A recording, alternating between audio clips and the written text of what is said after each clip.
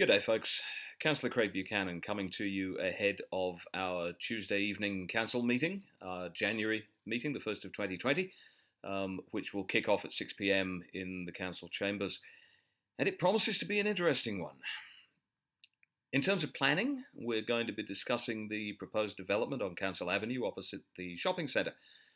You might recall that an earlier application was rejected, but the proponent has amended and resubmitted, and the proposal now before us includes a restaurant, a health studio, and a service station, amongst other outlets. That'll be an interesting one to watch. We'll also be voting on the proposed development on Thunderella Drive in Golden Bay. That's the over 55 high-rise plan, and again, it's the second time it'll have come before council, having been knocked back by the old council just prior to the election, because of concerns over exemptions that would have been required to current height restrictions. Again, the proponent has gone back to the drawing board and has brought us a compromise proposal for our consideration, which will come up on Tuesday night.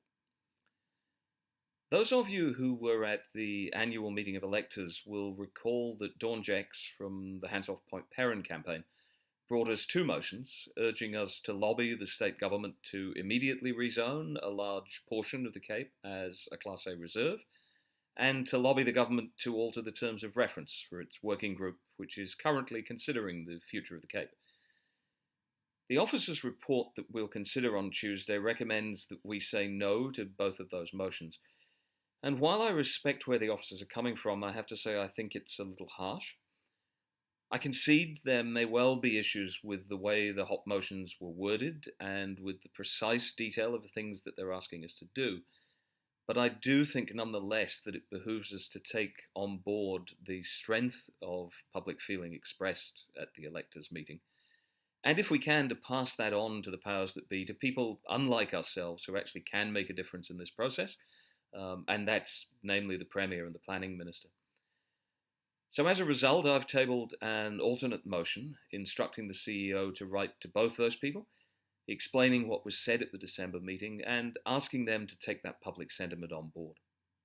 Obviously, the outcome will depend on the decision of my fellow council members, but I'm pleased to at least have had the opportunity to put forward an alternative to what might otherwise have been a fairly blunt rejection, which I think would perhaps have sent the wrong message. Councillor Buchan has her motion on verge treatments up for discussion, as she attempts to vary the current policy, which allows you to cover up to 50% of your verge in synthetic lawn, in favour of a revised policy which would allow 100%. Now, most of you will know I made a strong election commitment to work towards a common sense verge policy, and as a result, I'm very much in agreement with Lorna on this.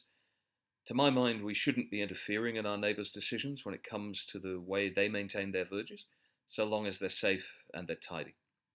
If you have a view of your own, you may want to ensure that the rest of the council is aware of that ahead of Tuesday night's meeting, ideally by email, and you'll find all of our contact details on the city's website.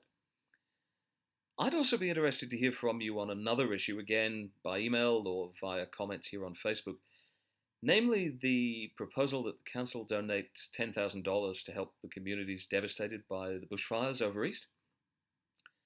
The proposal before us is to give that money to the Red Cross, and I'm led to believe that at least a couple of councillors have some concerns around that, feeling that there might be better organisations we could consider. To be honest with you, though, as heartbreaking as it is to watch how those people have been affected by the bushfires over east, I've got a more basic question. I wonder whether or not you think it's appropriate for us to be using ratepayers' money to make a charitable donation at all. The people of Australia have dug deep. They've dug into their own pockets, of their own choice, raising more than $500,000 in the process. Do we run the risk of putting people off donating in the future if they come to think that it's the council's place to donate on their behalf? Or should we just stop talking and get on with it and do what we can to help? I'm torn, but I've no doubt it'll be a very interesting debate on the night. I'd be keen to hear what you think ahead of time.